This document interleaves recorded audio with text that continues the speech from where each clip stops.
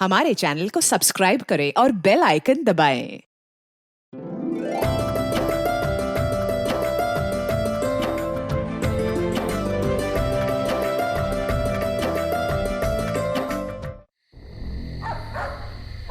इस घर में सिवाय मेरे कुत्ते के कोई नहीं रहता और मेरी चाह है कि यहाँ इंसान बसे, बच्चों की किलकारियां गूंजे। इस घर की रसोई में चूल्हा जले, शाकाहारी ना तो ना सही, चाहे उस चूल्हे पे गोश्त पके।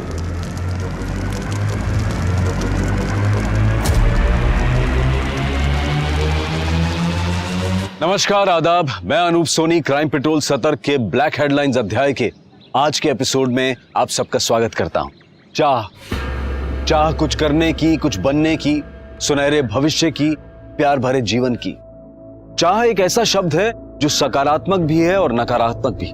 चाह अगर सकारात्मक है तो ये जीवन को नई राह दिखाती है, उसे खुशियों से भर देती है, और अगर नहीं तो ये जीवन को तबाह भी कर सकती है। इंसान उसे पाने की जिद में ना सिर्फ अपने आप को बल्कि अपने आसपास के लोगों को भी तबाह कर देता है। आज का ये केस भी ऐसी ही चाह से जुड़ा है जिसने कई जिंदगियां बर्बाद कर दी, सुखी और संपन्न परिवारों को जलाकर राख कर दिया।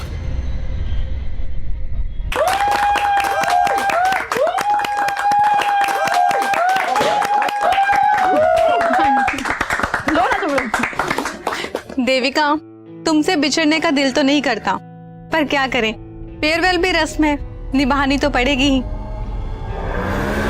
देविका, तुम इतनी अच्छी जॉब छोड़कर नोएडा शिफ्ट क्यों हो रही हो? मैं सिर्फ अपने बारे में नहीं सोच सकती नाती, मुझे अपनी पूरी फैमिली को साथ लेकर चलना पड़ता है। चलो कोई बात नहीं, हमसे दूर जा रही हो पर दिल से कभी दूर नहीं होगी। कभी भी मेरी जरूरत पड़े तो मुझे याद जरूर करना। पक्का।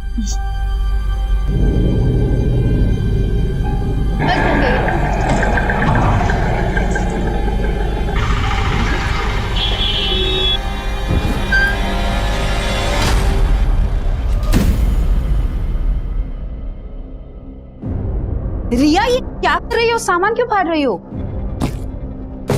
आपने मेरे सामान को हाथ भी कैसे लगाया मम्मा? मुझे बच्ची समझा आपने? रिया, बिहेव।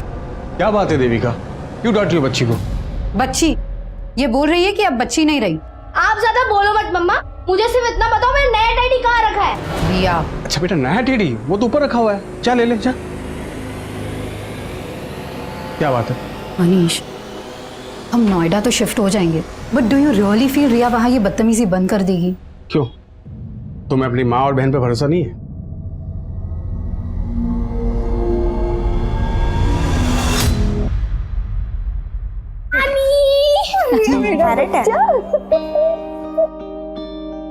कैसी हो माँ? वो ट्रक पीछे से आ रही है, 2 घंटे लेट है, वो डायरेक्ट अपने नए घर में जाएगी। अच्छा, तब तक सामान निकालो। सामान निकालो, अंदर चल। अच्छा। पता है, विद्या मौसी ने तो तेरे लिए स्कूल भी सेलेक्ट कर लिया है। नोएडा का बेस्ट स्कूल है। वाओ ग्रेट, विद्या मौसी इज द बेस्ट। और नानी मासी नहीं दिख रही, कब आएंगी? मार्केट गई है, आती ही होगी। ये अरे रिया, हाथ नहीं धोए तो कम से कम सेब धो लेती। Welcome everybody. आ गई विद्या मौसी, ये देखो रिया, मैं आपके लिए क्या लेकर आई हूँ। थैंक यू सो मच मासी। इतनी एक्सपेंसिव गिफ्ट्स देकर क्यों इसे बिगाड़ रही हो? कम ऑन दीदी, ये देखो, मैं तो आपके पति को बिगाड़ने का सामान भी लाई हूँ। दिस इज फॉर यू जीजा जी। अरे वाह, थैंक यू। कम ऑन दीदी, अब खुशी के मौके पर मुंह मत बनाओ। वैसे ये देखो, आपके लिए भी कुछ लाई हूँ।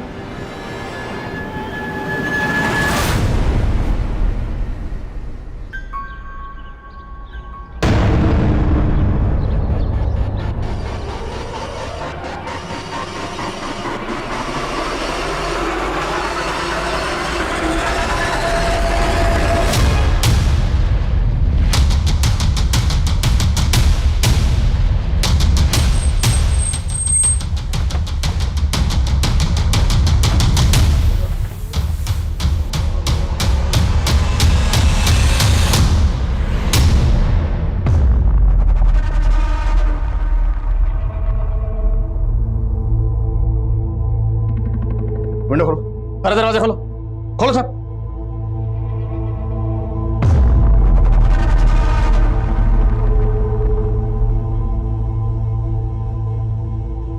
तो गैस सिलेंडर का नॉब तो ऑन है, शायद गैस खत्म होने की वजह से दोनों बॉडीज पूरी तरह से जल नहीं पाई।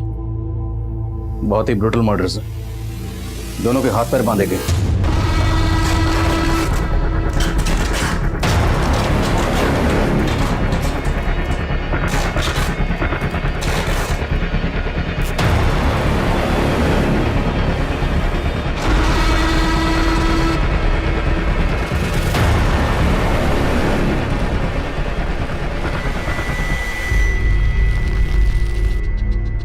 जिसने भी इन दोनों को जलाया होगा उसके दिल में इन दोनों के लिए बहुत ही गहरी नफरत रही होगी, इतनी गहरी नफरत कि उस नफरत की आग में दोनों को जलाकर स्वाह कर दिया।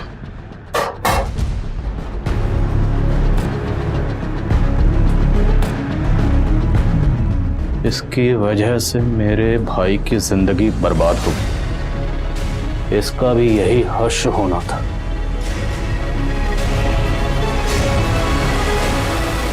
पुलिस की आंखों के सामने था एक खौफनाक मंजर।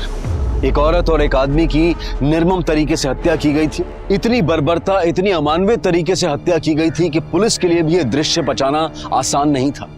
और दीवारों पर लिखे हुए अनेक शब्द पुलिस के लिए चुनौती थे, लीड थी, या फिर उन्हें मिसलीड करने की कोई कोशिश। मैम हमको नहीं मालूम ये आदमी और औरत कौन है। तुम्हारे कहने का मतलब है कि ये दोनों इस घर में नहीं रहते थे? मैम ये घर तो सालों से बंद था, हम तो खुद हैरान है कि यहाँ लाशें कैसे पड़ी है।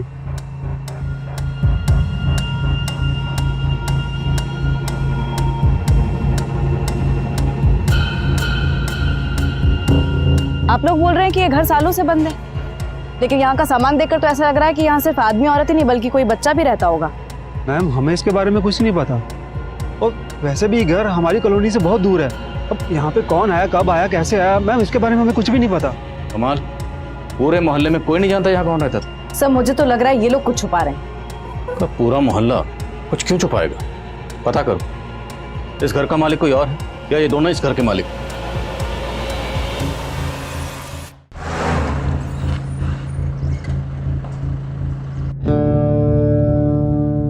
सभी थानों में इंफॉर्मेशन भेज दी गई। आओ। सर नरेश सहगल ब्रोकर है, इसी ने वो घर किराए पे दिलवाया था। किसे दिलवाया था? सर वो एक सिंगल मदर थी सर, अपने इन्फेंट बच्ची के साथ आई थी सर। उस सिंगल मदर का कुछ नाम तो होगा? नाम सर, हाँ देविका जायसवाल सर। मैडम एक नंबर प्रॉपर्टी है यहाँ, इतना शांत माहौल कहीं और नहीं मिलेगा इस इलाके में, और फिर बच्चे के सोने उठने में कोई दिक्कत नहीं होगी यहाँ। सर देविका को वो मकान देखते ही पसंद आ गया था सर, और सर 3 महीने से अपनी बच्ची के साथ वहाँ रहने भी लगी थी। और मोहल्ले वाले तो बोलने वहाँ कोई नहीं रहता था। रेंट एग्रीमेंट है तुम्हारे पास? सर वो रेंट एग्रीमेंट होने ही वाला था सर, लेकिन मकान मालिक को टाइम ही नहीं मिल पा रहा था, इस वजह से। मकान मालिक कौन है? विक्रांत पाठक सर, दिल्ली में रहता है सर। उस मकान का पूरा जिम्मा उसने मेरे ही हाथ में सौंप रखा है, भले ही रेंट एग्रीमेंट ना हुआ हो सर, लेकिन देविका ने 11 महीने का एडवांस रेंट और डिपॉजिट का चेक मुझे दे दिया था सर, जिसमें से मैंने डिपॉजिट का चेक और 3 महीने का रेंट सर मकान मालिक के अकाउंट में जमा कर दिया सर। देखो ऐसा है, उस घर में हमें कोई बच्चा तो नहीं मिला, लेकिन एक आदमी और एक औरत की लाश मिली। मामला सीरियस है, समझ रहे हो तुम?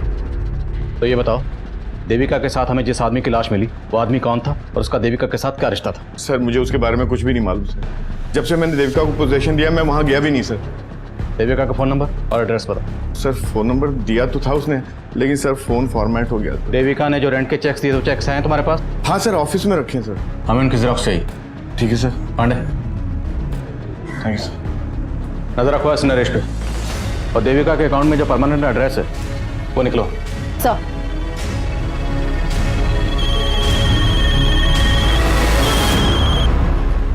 हाँ बोलो यादव।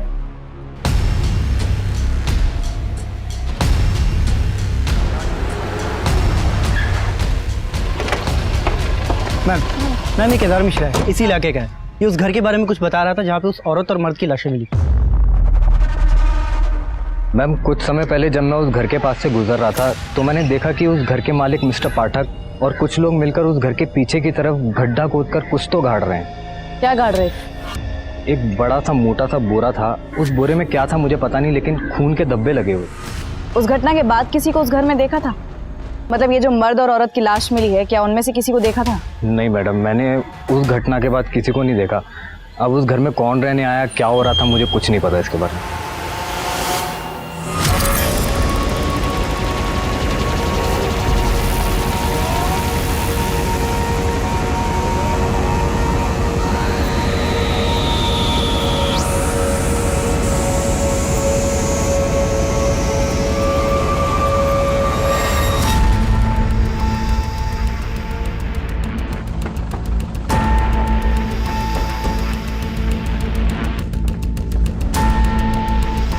तो यही वो जगह है जहाँ केदार ने बोरे को गाड़ते हुए देखा था, लेकिन अभी तक कुछ मिला नहीं।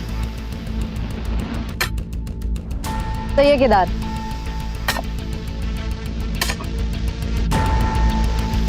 एक मिनट रुक।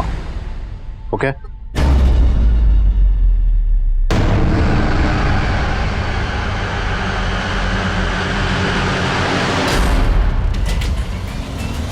केदार, तूने तो कहा था या तूने मकान मालिक को बोरे में कुछ गाड़ते हुए देखा है। यहाँ से तो बच्चे की लाश मिली है। मैडम मैंने बहुत पहले देखा था। बोल, क्या पता है तुझे? मैं सच बता रहा हूँ। ऐसे नहीं बोला। यादव, थाने लेकर जाओ उसे, अच्छे से पूछताछ करो। नरेश ने बताया था कि उसने देविका को इस घर में एक बच्चे के साथ रहते हुए देखा था, और अब घर के पीछे ये बच्चे की लाश। वो लाश को देखकर लगता है जैसे इसे कल परसों दफनाया गया, क्योंकि लाश अभी सड़नी शुरू ही हुई है। कहीं ये बच्चा वही तो नहीं जिसके साथ देविका रह रही थी? सर, केदार भी यही कह रहा है कि उसने मकान मालिक को यहाँ बोरे में कुछ गाड़ते हुए देखा था। ये चक्कर क्या है, कुछ समझ में नहीं आ रहा। इस चक्कर का जवाब मकान मालिक पाठक ही देगा। उठाओ उसे। उस घर का मालिक विक्रांत पाठक पुलिस के हाथ लगने से पहले ही फरार हो चुका था। विक्रांत पाठक मुझे जल्द से जल्द अंदर चाहिए। विक्रांत और नरेश, ये इन दोनों की मिलीभगत हो सकती है। नरेश पे भी नजर रखो। सर,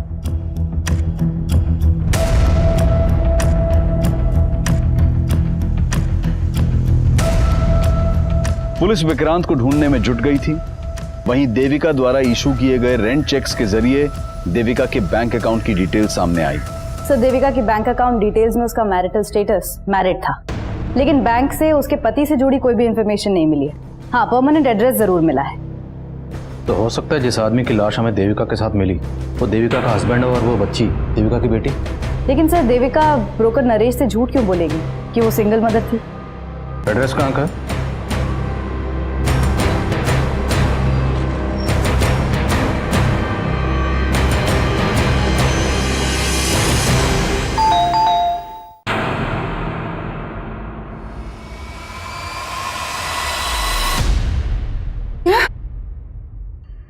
देविका की लाश? जी, सिर्फ देविका नहीं, उसके पति और बच्ची की लाश भी मिली। ये आप क्या कह रहे हो सर? कल रात ही तो मेरी बात हुई है देविका के पति और बेटी से, और वो लोग ही पास में ही रहते हैं।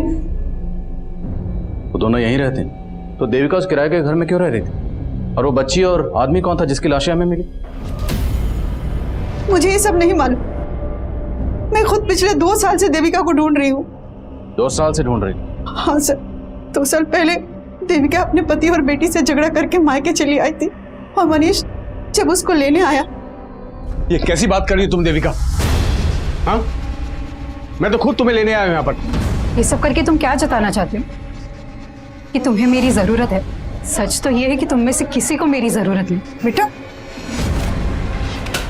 ये क्या बोल रही है और कहाँ जा रही है तुम? अपने मन की शांति ढूंढने। यहाँ से जाने के बाद देविका ने अपना नंबर बंद कर दिया। हमने ढूंढने की बहुत कोशिश, पर कुछ पता नहीं चला। देविका का पति और बच्ची यहाँ रहते हैं, वहाँ का एड्रेस दीजिए और फोन नंबर भी।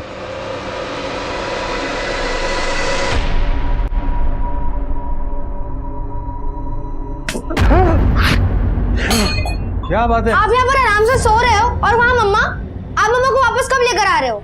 बेटा वो अब नहीं आएगी यहाँ। बताओ मम्मा क्यों नहीं आएगी? बताओ पापा, मम्मा वापस क्यों नहीं आएगी? शट अप यार। तब यहाँ पर थी तब तो उसकी परवाह नहीं की तुमने। अब मम्मी मम्मी करके मेरा कान खाती रहती है। जा अंदर जा, जा।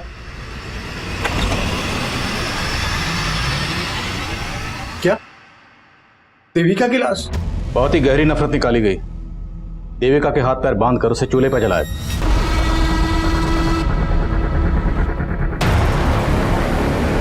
और ठीक उसी तरह से एक आदमी को मारा गया और उस घर में एक बच्ची को भी गाड़ा गया। वो आदमी और वो बच्ची, ये दोनों कौन हो सकते हैं? सर मुझे कुछ नहीं मालूम। मैं तो 2 साल से नहीं मिला देविका से। लेकिन ऐसा क्या हुआ था जो देविका आपको तो छोड़कर गई, लेकिन अपनी बच्ची को भी छोड़ गई? सर दोष मेरा ही है। मैंने गलती ऐसी की थी कि जो देविका मुझे कभी माफ नहीं कर पाई। ये तुम्हारी ब्लेजर से निकले हैं जो तुम परसों अपने आउटडोर ट्रिप पे पहन के गए थे, कॉन्डम्स। देखो देविका, अब तुम कोई झूठी सफाई देने की कोशिश मत करना। मैंने तुम्हारे लिए अच्छी जॉब छोड़ी, यहां कर छोटी सी नौकरी कर रहे हो, और यहां तुम अय्याशियां कर रहे हो। अब बस मैं और रिया तुम्हारे साथ नहीं रह सकती। तुम जाना चाहती हो जाओ, मैं तुम्हें रोकूंगा नहीं। लेकिन मुझे नहीं लगता कि रिया तुम्हारे साथ जाना चाहेगी। फिर मैं देविका को कभी खुश नहीं रख पाया। बिलीव मी, उसके जाने के बाद उसकी कमी का बहुत एहसास हुआ मुझे। मैं एक अरसे से उसे ढूंढ रहा हूँ सर। तो ढूंढ लिया होगा उसे, और ढूंढने के बाद जब देविका को किसी गैर मर्द के साथ देखा होगा तो बर्दाश्त नहीं हुआ होगा। क्या बोल रहे हो सर आप? मैंने ऐसा कुछ नहीं किया सर। तुमने बताया कि देविका कहीं जॉब कर रही थी। जी सर, लेकिन जब वो यहाँ से गई तब वो जॉब भी छोड़ चुकी थी। देविका जहाँ जॉब करती थी वहाँ की डिटेल्स दीजिए।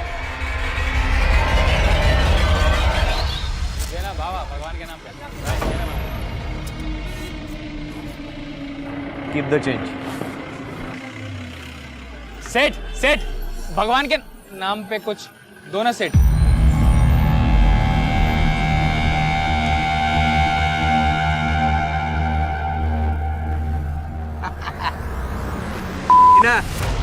अबे आग। अरे नगीना तू, ए कालू लाली, इधर आओ इधर आओ। अरे ये क्या है? हट, छी। 10,000 रुपए का शर्ट है। 10, और ये क्या है? हाथी का दांत है, हाथी का दांत। हाथी का दांत? अबे हाथी के छोटे बच्चे का दांत। जा। अच्छा। अबे तेरा नगीना ना अभी किसी की किस्मत का नगीना बन गया है। उसको भी चमका दिया और खुद भी चमक गया। कौन है वो जिसको चमका दिया बे तूने? सर, जिस घर में हमें जली हुई लाशें मिली, उस घर के मालिक विक्रांत पाठक का फोन दिल्ली के मुखर्जी नगर में बंद हुआ था, और हमने उसके रिश्तेदारों और दोस्तों से भी पूछताछ की, लेकिन कोई क्लू नहीं मिल पाया कि वो छिपा कहाँ पे।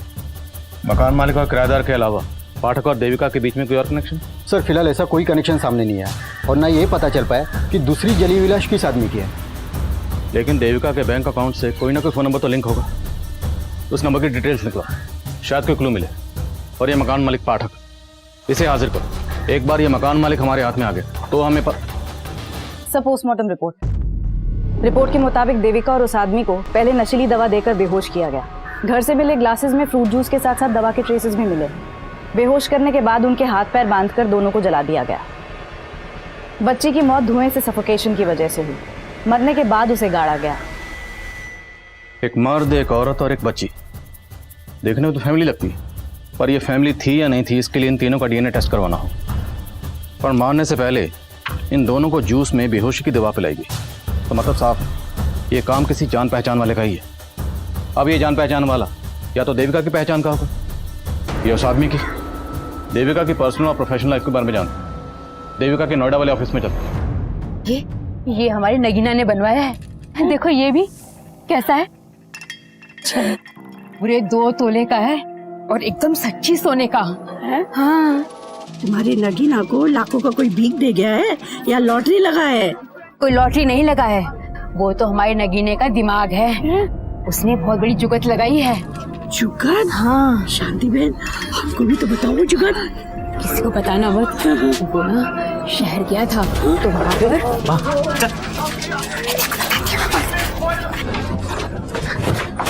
ये क्या बेवकूफी कर रही है? किसी को पता चल गया तो कितना बड़ा आफत आ जाएगा, तेरे को मालूम है क्या? अरे तू ही तो बोला था कि आफत उसको आएगा जिसने तुझको इतना पैसा दिया।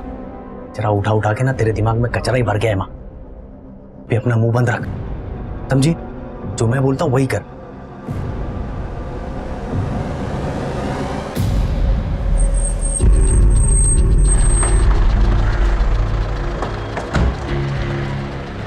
सर देविका तो 2 साल पहले ही यहाँ से रिजाइन करके चली गई थी।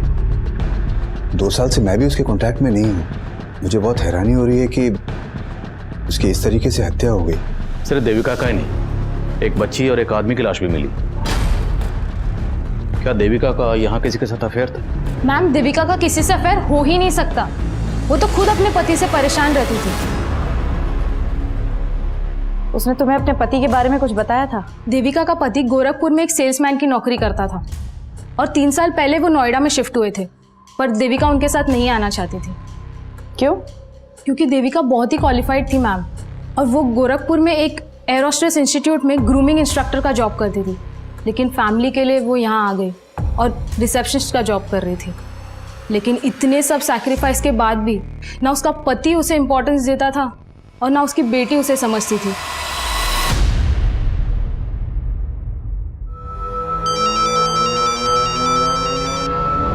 सर, उस घर के मालिक विक्रांत पाठक के उसके एक वर्कर के घर में छिपे होने की लीड मिली है।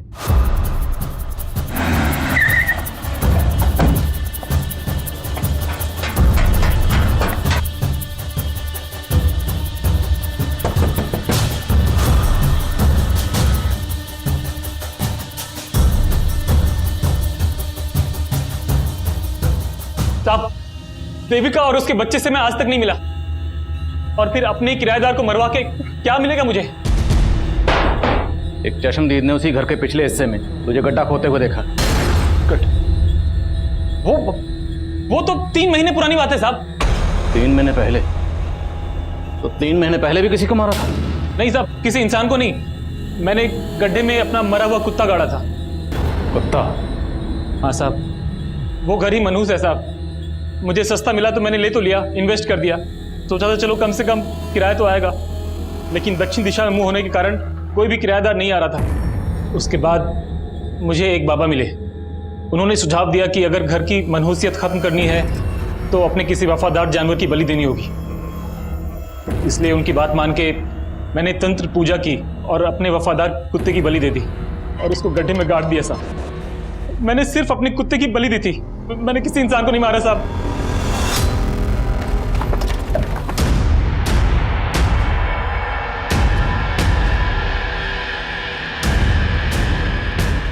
तो मैंने यहीं पे गाड़ा था।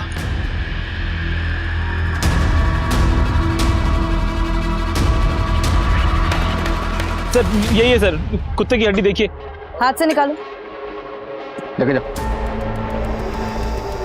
इन हड्डियों को तुरंत फोरेंसिक भेजो, पता लगाओ क्या ये वाकई कुत्ते की हड्डी है, ये पाठक हमें घुमा रहा है। और देविका से जुड़े जिन जिन लोगों को पाठक जानता है सबका पता लगाओ। देविका का बॉस मेहता, उसका पति मनीष, कोई भी हो सकता है। सर,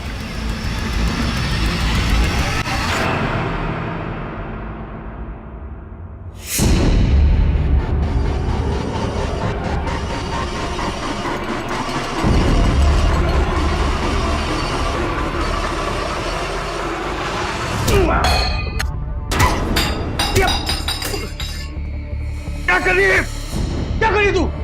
आपने मारा ना मेरी मम्मी को, इसलिए उस दिन बोल रहे थे ना कि मम्मा वापस नहीं आएगी। तू आपको मैं छोड़ूंगी नहीं। रिया, रिया, तू क्या करी है? मैं आपको छोड़ूंगी नहीं पापा। तेरी हरकतें मैं अभी ठीक करता हूँ, अभी ठीक करता हूँ। चुप कर। आपने मेरी मम्मी को मारा है। मैंने नहीं मारा। सबके सामने आपको एक्सपोज कर दूंगी। खोलो पापा, यू आर अ किलर। यहीं अंदर पड़ी रह तू। चुप कर, एकदम चुप चुप।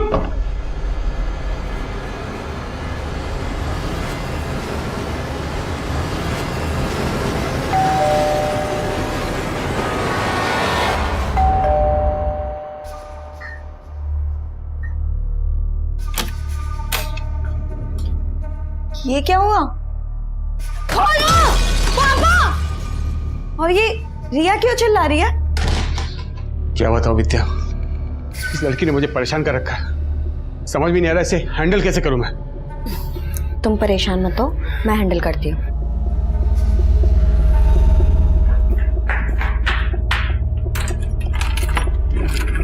रिया, सर, देविका के बैंक अकाउंट से जो नंबर लिंक था ये उसके कॉल डिटेल्स है। इसमें कई सारे नंबर शो कर रहे हैं। मैं एक एक नंबर कॉल करके देख रहा हूँ। इसमें से उन नंबर पर फोकस करो जिनसे देविका की ज्यादा बात होती थी। और सर फॉरेंसिक वालों ने बताया कि घर में से मिली हुई हड्डियां किसी जानवर की ही थी, इंसान की नहीं। मकान मालिक विक्रांत पाठक का देविका के बॉस या मनीष से कोई कनेक्शन नहीं निकला। लेकिन हाँ सर, मनीष का एक छोटा भाई है नीरज, और घर की दीवार पे भी लिखा हुआ था। तो ये मनीष का छोटा भाई नीरज गायब है? गायब तो नहीं है सर। सर एक मिनट सर, देविका के कॉल रिकॉर्ड में एक नंबर नीरज नाम के लड़के का भी है। ये देखिए, नीरज जायसवाल। मैंने इस नीरज को कॉल भी किया था, लेकिन इसने उठाया नहीं। तो तुम उठाओ इस नीरज जायसवाल। सर वैसे मैं हर साल एक नई और महंगी गाड़ी लेता हूं। तुम्हारी इस पुरानी गाड़ी का ये नंबर प्लेट मुझे बहुत पसंद आया। कितना लेगा? क्या ये नंबर प्लेट का? अरे नंबर प्लेट का नहीं भाई, पूरी गाड़ी का। आपके लिए 3 लाख रुपए। अच्छा अच्छा ठीक है। ए, चल चल टेस्ट ड्राइव दे। हाँ हाँ टेस्ट ड्राइव दे। जाओ जाओ। ए भागा है, चल चल पकड़ पकड़ चल चल। ए साला, ए रुको। साला फिर भाग गया। इस बार हाथ लगाना, साले की सारी रईसी निकाल दूंगा।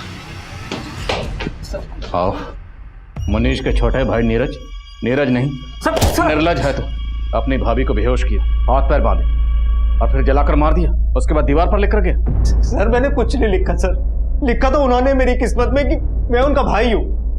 किसने? तेरे भाई ने? ये सब तेरे भाई मनीष ने किया? कर भी सकता है सर, उन्हें सिर्फ भाभी से नहीं मुझसे भी प्रॉब्लम थी, सिर्फ इसलिए क्योंकि मैं भाभी की बात समझता था। तंग आ गई थी भाभी मेरे भाई से। सर मैं तो कहता था भाभी से कि भाभी अगर ऐसा है तो आप छोड़ क्यों नहीं देती उन्हें, आप क्यों सह रही हो ये सब? प्रॉब्लम सिर्फ मनीष में नहीं है नीरज, प्रॉब्लम मेरी बहन में भी है। मैं सिर्फ और सिर्फ रिया के लिए रुकी हूँ। जब वो मुझे समझने लग जाएगी, मैं उसे लेके हमेशा के लिए चली जाऊंगी। लेकिन सर रिया को विद्या ने अपने फेवर में कर रखा था पूरी तरीके से। वो विद्या और मेरा भाई मनीष, उन दोनों ने मजबूर किया मेरी भाभी को, और इसलिए उन्होंने अपनी बेटी को छोड़ा सर। तब तो तू ये भी जानता होगा कि देविका कहाँ रहती थी? उन्होंने अपना नया नंबर मुझे दिया था, इसलिए कभी कभी मेरी बात हो जाती थी उनसे। लेकिन सर भाभी ने मुझे कभी नहीं बताया कि वो कहाँ रह रही थी। कभी कभी बात होती थी तो बातों में ये तो बताया होगा तेरी भाभी ने कि वो आदमी कौन था जिसके साथ वो रह रही थी। सर मुझे कुछ नहीं पता इस बारे में सर। और सर आप मुझ पर शक करके गलती कर रहे हैं। ये सब मेरा भाई मनीष और वो भाभी की छोटी बहन विद्या, ये उन दोनों का रचा हुआ पूरा प्लान है सर। भाभी के जाते उन दोनों ने शादी भी कर ली थी।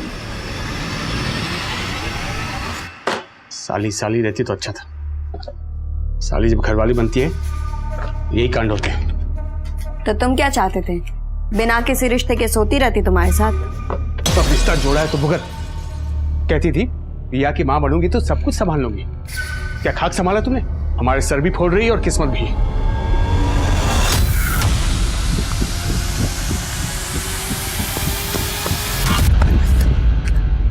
नहीं नहीं नहीं।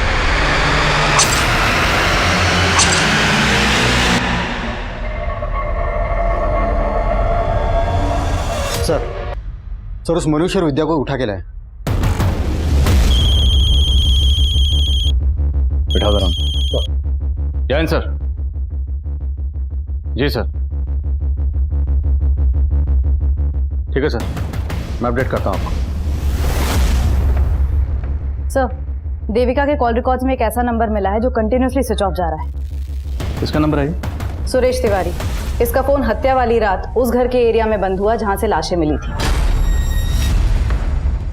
नंबर कहाँ का है? मेरठ। तुरंत मेरठ निकल, उठाओ इसे।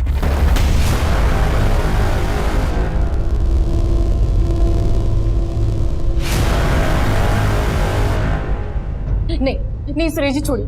नहीं हर्षा, हमारे पास अभी कोई चारा नहीं बचा हर्षा। वो आदमी हमें जीने नहीं देगा। हम उसका टॉर्चर सह सके नहीं, हम इस रस्सी पे लटक कर मर जाएंगे। सुरेश जी मेरी बात तो सुनिए। अगर आप चले गए तो हम दोनों का क्या होगा? हर्षा मुझे पता है कि हमने साथ जीने मरने की कसम खाई थी, लेकिन हम साथ जी नहीं सकते तो कम से कम साथ मर तो सकते हैं। हम नहीं मर सकते। ठीक है। क्या कर रहे हैं आप? सुरेश जी मेरी बात सुनिए, छोड़िए उसको।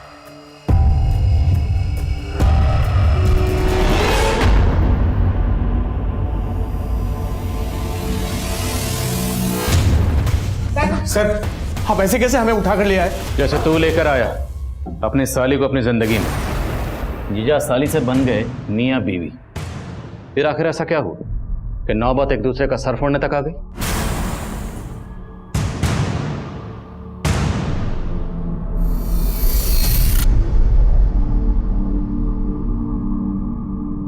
आई एम सॉरी मम्मा, मैंने कभी भी आपकी रिस्पेक्ट नहीं की। I am very bad, please मुझे माफ कर दो, प्लीज वापस आ जाओ। हमें फिक्र थी रिया की, इसलिए शादी की। रिया की फिक्र का वास्ता देकर अपनी शादी को जस्टिफाई कर रहे हो? नहीं सर, आप गलत सोच रहे हैं। हमारी शादी से तो डी को भी कोई प्रॉब्लम नहीं थी। देखो, अब मैं तुम दोनों के बीच में पिसना नहीं चाहती और ना ही तमाशा करके घर की इज्जत पे आंच आने देना चाहती। तुझे मनीष पसंद है ना, तू बना ले इन्हें अपना पति, मुझे कोई प्रॉब्लम नहीं। बस प्लीज प्लीज मेरी बेटी रिया का ख्याल रखना।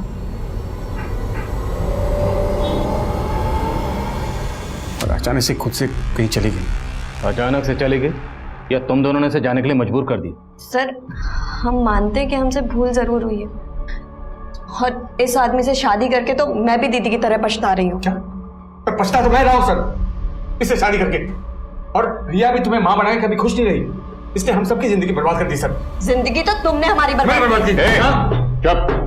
जिस कांड के बारे में पूछ रहा हूँ ना, उसके बारे में बात करो। कैसा कांड सर? मैंने कोई कांड नहीं किया सर। मैं तो रिया की खुशी के लिए जेन्युइनली देविका को ढूंढ रहा था। तुम देविका को ढूंढ रहे थे और तुम्हारा छोटा भाई नीरज और लगातार देविका के टच में था। क्या? तेरी नौटंकी तेरे घर पे देख चुका हूँ। बोल, तेरी बीवी देविका के साथ जो आदमी रहता था वो कौन था, और वो बच्ची कौन थी जिसकी लाश हमें मिली? उन दोनों का देविका के साथ क्या ताल्लुक था? क्यों मारा उन दोनों को? क्या आदमी? कौन आदमी? आप क्या बोल रहे सर? मैं किसी आदमी को नहीं जानता, और मुझे तो अभी मालूम पड़ा कि मेरा भाई नीरज देविका के टच में था। हाँ सर, ये सच बोल रहे हैं। हम लोगों को इस बारे में कुछ नहीं मालूम था। सर मुझे तो लग रहा है अगर ये मनीष और विद्या का गेम है तो इसमें मनीष ने अपने भाई नीरज को फंसाने के लिए प्लान किया होगा और दीवार पे वो सब लिख दिया होगा। लेकिन मनीष अपने छोटे भाई नीरज को क्यों फंसाएगा? क्या उसे ये शक था कि उसके छोटे भाई का उसकी बीवी के साथ? बोलो। सर, सुरेश 2 साल से गायब है। What? 2 साल से गायब? हाँ सर, सुरेश यहाँ अपनी पत्नी हर्षा और एक बच्चे के साथ रहता था। हर्षा तो यहाँ नहीं है। पता चला है कि सुरेश मेरठ में जल विभाग में क्लर्क था। अगर ये सुरेश 2 साल से गायब है तो इस सुरेश के नाम पर जो मोबाइल नंबर रजिस्टर्ड है उस नंबर से देविका को कॉल कौन करता था?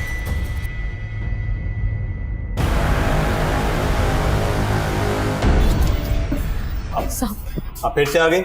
आपसे बोला ना जैसे ही आपके पति का पता चलेगा आपको बुला लेंगे। वो शायद नहीं मिलेंगे साहब, उन्होंने आत्महत्या कर ली होगी। क्या? तुम तो पहले बोल रही थी सुरेश लापता है, अब बोल रही उसने आत्महत्या कर लिया। ये लगा के रखा तुमने? साहब, एक बात हम आपको पहले बताए नहीं थे। 2 साल पहले ऐसे ही अपने बॉस से तंग आकर उन्होंने आत्महत्या करने की कोशिश की थी। नहीं, देखिए, आप ऐसा नहीं कर सकते। अगर आपका बॉस आपको तंग करता है तो आप उसकी शिकायत अपने बड़े अफसर से कीजिए। क्यों आप हमको अनाथ करके जाना चाहते हैं? हमारी बात कोई नहीं सुनेगा हर्षा। हमारे बॉस ने सबको अपने खिलाफ कर दिया।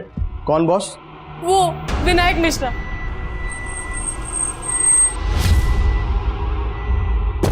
हाँ मैडम, सुरेश यहाँ मेरे अंडर में ही काम करता था, लेकिन 2 साल पहले वो अचानक से गायब हो गया। गायब हो गया? कहाँ गायब हो गया? दरअसल सुरेश एक नंबर का करप्ट आदमी था। रिश्वत ले लेके उसने बहुत गबन की और मुझे तो लगता है वो इसीलिए गायब हुआ है। एक तरफ सुरेश तिवारी का बॉस विनायक मिश्रा पुलिस को यह बता रहा था कि सुरेश जल विभाग में गबन करके पिछले 2 साल से गायब हुआ था। वहीं दूसरी तरफ सुरेश की बीवी हर्षा ने एक दूसरे पुलिस स्टेशन में सुरेश की मिसिंग रिपोर्ट फाइल की थी और वो ये कह रही थी कि सुरेश ने आत्महत्या कर ली होगी। जल्द ही ये जानकारियां दोनों पुलिस स्टेशन के बीच साझा हो गई और सुरेश की बीवी को उस आदमी की लाश की शिनाख्त के लिए बुलाया गया जो विक्रांत पाठक के घर में एक महिला और बच्चे की लाश के साथ मिली थी। तो आप कह रही हैं कि ये लाश सुरेश की? लेकिन जहां आपने इसकी मिसिंग कंप्लेंट फाइल की थी वहां आपने ये भी कहा था कि सुरेश ने आत्महत्या की होगी। तो अगर सुरेश ने आत्महत्या की थी तो ये लाश सुरेश की कैसे हो सकती है? हम अपनी पति की लाश को पहचानने में धोखा नहीं खा सकते। पर विनायक तो ये कह रहा है कि सुरेश गबन और रिश्वत लेकर भागा। झूठ बोल रहा है वो, वही फंसा रहा था सुरेश जी को। एक काम ढंग से होता नहीं तुमसे। सर पर हमारी गलती क्या है तो बताइए। विनायक बहुत नीचा दिखाता था सुरेश जी को, सारे स्टाफ के बीच में डांट देता। साहब विनायक इसी ताक में रहता था कि कब वो सुरेश जी को काम से निकलवा दे और अपने एक रिश्तेदार को रख ले। और साहब सुरेश जी से एक गलती भी हो गई थी, उसी का फायदा उठा के उनके ऊपर रिश्वत लेने का और गबन का इल्जाम लगा दी। तो सुरेश से आखिर ऐसी क्या गलती हुई थी? साहब इन्होंने आत्महत्या तो नहीं की थी, लेकिन उससे पहले विनायक को एक सुसाइड लेटर मेल कर दिया था। मैडम वो कुछ मरना वरना नहीं चाहता था, वो मुझको ब्लैकमेल करना चाहता था, वो ईमेल करके। मैं अपने बॉस विनायक की वजह से आत्महत्या कर रहा हूँ? मेरी मौत का जिम्मेदार मेरा बॉस विनायक है। मैडम उसका ईमेल पढ़ के मैं बहुत डर गया था और अगले पल देखा वो ऑफिस में था। तुमने ईमेल के बारे में पहले क्यों नहीं बताया? मैडम जब से पता लगा वो गायब हो गया है, मुझे डर था कि वो ईमेल किसी के हाथ ना लग जाए। डर इसलिए गए थे क्योंकि उसकी हत्या में तुम्हारा हाथ है। मैडम मैं सच कह, उसके साथ एक औरत देविका का भी मर्डर हुआ और इसकी बच्ची का भी। तुमने ही किया है ना? मैडम मैं सच कह रहा हूँ, मैं इनको जानता भी नहीं हूँ। आप कह रही हैं कि आप इस देविका को नहीं जानते, पर यह दावा कर रही हैं कि इस देविका के साथ हमें जिस आदमी की लाश मिली वो आपके पति सुरेश की लाश। तो अचानक 2 साल बाद आप अपने पति की आत्महत्या की खबर देने पुलिस स्टेशन क्यों गए? क्योंकि 2 साल से सुरेश जी हमारे संपर्क में थे। वो भागे जरूर थे 2 साल पहले विनायक से डर के, लेकिन बीच बीच में चोरी छिपे हमसे मिलने आया करते थे। फिर अचानक से उन्होंने घर आना बंद कर दिया। उन्होंने जो नया नंबर लिया था वो भी बंद आने लगा। बस इतना पता था कि वो यहाँ शहर में कहीं रहते हैं, तो इसलिए उन्हें ढूंढने आ गए। और जब वो नहीं मिले तो उनकी मिसिंग कंप्लेंट लिखा दी हमने। आपके सुरेश जी ने शायद घर आना इसलिए बंद कर दिया होगा क्योंकि सुरेश ने दूसरा घर बसा लिया था इस देविका के साथ। क्या बात कर रहे हैं साहब आप? वो सपने में भी हमें धोखा देने की नहीं सोच सकते।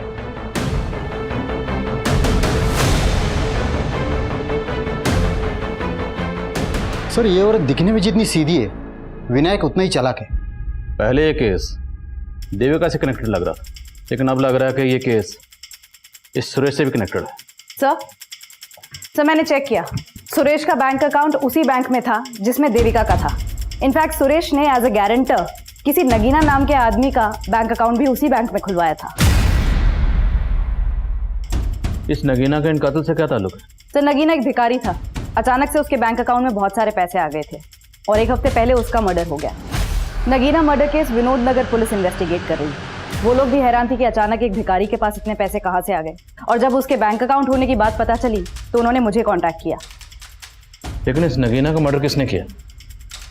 सर विनोद नगर पुलिस को भोलू और कालू नाम के आदमियों पर शक है। ये नगीना के साथ भीख मांगते थे। लेकिन सुरेश एक भिखारी का बैंक अकाउंट खुलवाने के लिए उसका गारंटर क्यों बनेगा? और भिखारी के अकाउंट में इतने सारे पैसे और दोनों का मर्डर भी हो जाता है। इस नगीना का कोई जान पहचान का है? कोई रिश्तेदार कोई भी? नगीना की माँ शांति कचरा बीनने का काम करती है। साहब हमारे नगीना को भोला और कालू ने मारा और आप हमें यहाँ ले आए। तो मैं इसलिए लेकर आए कि तुम्हारे बेटे के पास इतने पैसे कहाँ से आए जो बैंक में अकाउंट खोला, और पहले उसके अकाउंट में लाखों रुपए रहते थे, अब 1 पैसा नहीं। कहाँ गए? बोलो। साहब वो सारा पैसा निकालकर घर में छिपा दिया था। और पैसे आए कहाँ से थे? वो एक आदमी ने उसे दिया था और उसका खाता भी खुलवाया था। साहब ये था वो आदमी? नहीं साहब, हम नहीं जानते कि वो कौन था। हमारा बेटा ही मिला था उससे। अरे सेठ लोग के पास है ना पैसा छुपाने के लिए जगह नहीं रहता है, इसके लिए मेरे जैसे लोग को ढूंढते। उसने मेरा अकाउंट खुलवाया ताकि अपना काला पैसा सफेद कर सके। लेकिन बेटा सफेद खाने से हमारा क्या फायदा? अरे माँ, वो मेरे अकाउंट में पैसा डालेगा, थोड़ा खुद लेगा, बाकी अपना। अरे उसने बोला है मुझे नौकरी भी लगाएगा। नगीना का किस्मत बदल गया था, तभी भोला और कालू से चिढ़ते थे, इसीलिए मार डाला उसको। अब आप हमें छोड़ दीजिए और उनको पकड़िए। सर अगर हम नगीना की माँ का भरोसा कर भी ले तो सवाल ये उठता है कि सुरेश नगीना को इतने पैसे दे कैसे सकता है? कहीं उसके रिश्वत और गबन के पैसों की कहानी तो नहीं? लेकिन सुरेश मर चुका है, तो मुमकिन है पूरा का पूरा खेल कोई और ही खेल रहा हो, और हमें उस खिलाड़ी को ढूंढना है जिसने सुरेश के जरिए नगीना का बैंक अकाउंट खुलवाया।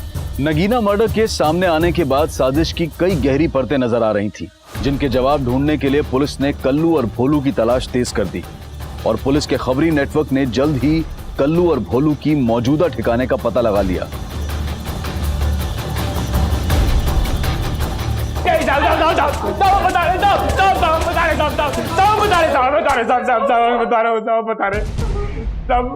हमने नगीना को पैसों के लालच में नहीं मारा, वो कभी ना लाली को अपने साथ लेके चला गया। लाली? कौन लाली? तब मेरी दोस्त, हम सब साथ में भीख मांगा करते थे। एक दिन नगीना वहां आया और लाली को पैसों का टसन दिखाने लगा। साहब लाली को उसने हमसे छीन लिया था और पूछने पे भी नहीं बताता था कि वो कहाँ है। लाली कहाँ है बे? बोल। अरे कितनी बार बोलूं, मुझे नहीं पता। साले बता, नहीं तो यही काट दूंगा। बता बता। साले रुक, रुक। अरे रुक, अरे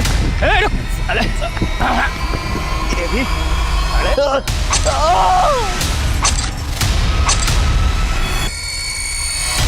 लाली का पता चला? नहीं साहब। देखो अगर करो जरा धुलाई। नहीं साहब, मैंने बता दिया। सर, घर से जो 2 जली हुई लाशें मिली और घर के पीछे से जो बच्ची की लाश मिली है, इन तीनों की डीएनए रिपोर्ट्स आ गई हैं। बहुत ही चौंकाने वाली रिपोर्ट्स हैं।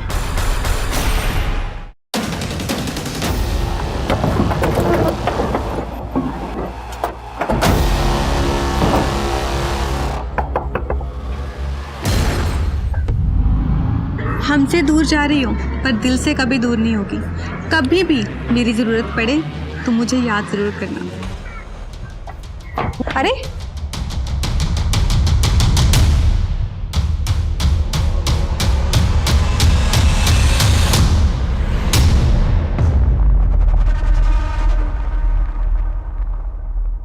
रिपोर्ट से पता चलता है कि बच्ची का डीएनए सुरेश के डीएनए से तो मैच करता है, पर देविका से नहीं। इसका मतलब वो डेड बॉडी देविका की नहीं है। मतलब ये सारा का सारा गैंग देविका। नजरें मत झुकाओ, जो किया वो क्यों किया ये बताओ। मैं तो बस शांति की जिंदगी जीना चाहती थी, पति और बेटी का प्यार चाहती थी, लेकिन किसी ने मुझे नहीं समझा। मैं सबसे तंग आकर चली गई थी। कोई अच्छी सी नौकरी ढूंढ कर सेल्फ डिपेंडेंट बनना चाहती थी। और फिर एक दिन जॉब ढूंढते ढूंढते मेरी मुलाकात सुरेश से हुई। हम अच्छे दोस्त बन गए, साथ रहने लगे। लेकिन इसके बारे में मैंने अपने घर वाले से कुछ नहीं कहा। और तुम्हारा देवर नीरज, वो तो लगातार तुम्हारे टच में था। मैं उसके कांटेक्ट में थी, लेकिन सिर्फ इसलिए क्योंकि मैं जानना चाहती थी कि वहां क्या हो रहा था। और जब पता चला कि मनीष ने सच में विद्या से शादी कर ली, तो मैंने भी सुरेश से शादी कर ली। मैं एयर होस्टेसेस को ग्रूमिंग करने के लिए ऑनलाइन टीचिंग का जॉब कर रही थी। अच्छे खासे पैसे भी कमा लेती थी। लेकिन सुरेश कुछ नहीं कर पा रहा था। उल्टा वो तो मुझसे पैसे लेकर अपनी बीवी को भेजता था। इसलिए उसे छोड़कर अपनी बेटी के साथ उस घर में रहने चली गई। लेकिन वो मुझे ढूंढता हुआ वहां भी आ गया और कहने लगा, देविका ये बेटी मेरी भी है। ये हमारे प्यार की निशानी है देविका। और मैं उस हर्षा से नहीं, मैं सिर्फ तुमसे प्यार करता हूँ। तुम ये सोचो कि मैंने उस हर्षा को छोड़ दिया है। मैंने फिर सुरेश को एक मौका दिया, लेकिन अभी भी उसकी नीयत मेरी कमाई पर ही थी। तुम टेंशन मत लो हर्षा, मैंने सब सेट कर दिया। बस कुछ ही दिनों की बात है, फिर हम वापस साथ रहेंगे। मुझे शक होने लगा कि वो मेरे साथ बहुत बड़ा गेम खेल रहा है। और उस दिन से मैंने उस पर नजर रखना शुरू किया। फिर एक दिन मैंने उसको एक भिखारी के साथ देखा। उसका हूबहू हुलिया अपने जैसा बनवा दिया। मैं उसका सारा प्लान समझ गई थी। वो उस भिखारी को मार के ये साबित करना चाहता था कि वो मेरे साथ मारा गया। सुरेश नगीना को मारना चाहता था? जी सर, पर मैंने उसका ही प्लान उस पर उल्टा चल दिया। फिर मैंने नगीना को पैसे का लालच देकर अपनी कदकाठी की लड़की का इंतजाम करने के लिए कहा। और नगीना भिखारन लाली को तुम्हारे पास लेकर आया। जी आपने अपना नाम नहीं बताया? जी मेरा नाम लालिमा है। अच्छा, तुम नहीं ले रही हो? नहीं, मैंने अभी खाना खाया। लालिमा पियो ना।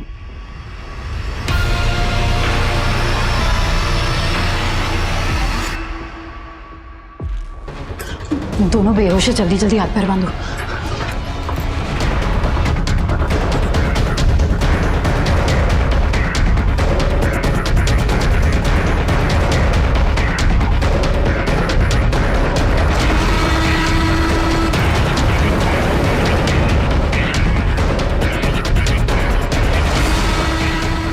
हमने उन्हें तो मार दिया, लेकिन मुझे नहीं पता था कि उस धुएं में मेरी बेटी। सब मैं अपनी बेटी को नहीं मारना चाहती थी, लेकिन वो। पर तुमने दीवार पर वो सब क्यों लिखा था? मुझे नीरज से पहले कभी कोई शिकायत नहीं थी, लेकिन जानती थी कि जब आप मनीष के भाई तक पहुंचेंगे तो आपको लगेगा कि ये मनीष की ही चाल है। और मैं मनीष को फंसाना चाहती थी, उसे बर्बाद करना चाहती थी। आज सिर्फ और सिर्फ उसी की वजह से मेरी जिंदगी बर्बाद हो गई। तुम्हारी जिंदगी खुद तुम्हारी वजह से बर्बाद हुई।